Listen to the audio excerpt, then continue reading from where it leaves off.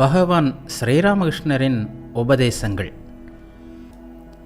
அவரே 24 தத்துவங்களாக, உயிர்களாக, உலகமாக ஆகியுள்ளார் என்ற உயர்ந்த பக்தர்கள் கூறுகின்றனர்.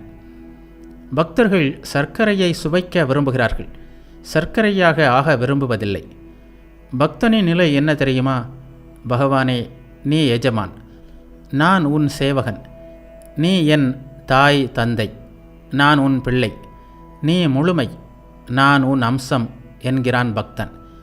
நான் பிரம்மம், நான் கடவுள் என்றெல்லாம் சொல்வதை பக்தன் விரும்புவதில்லை.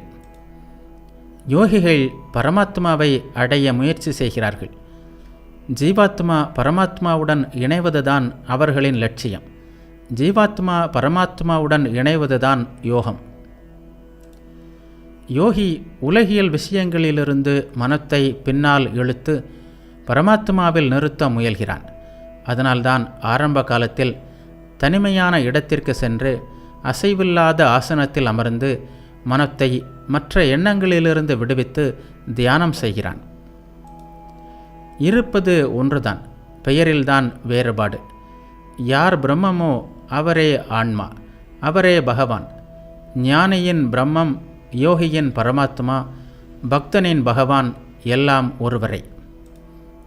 படைத்தல், காத்தல், அழித்தல், உயிர், உலகம் எல்லாம் சக்தியின் விளையாடல் என்கின்றனர் ஞானிகள்.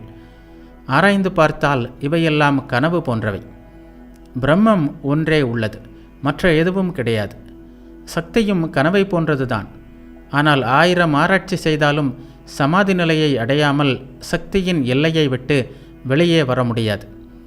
நான் தியானம் செய்கிறேன், நான் சிந்தனை செய்கிறேன், இவையெல்லாம் சக்தியின் எல்லைக்கு உட்பட்டவை, சக்தியின் ஐஸ்வர்யத்திற்கு உட்பட்டவை.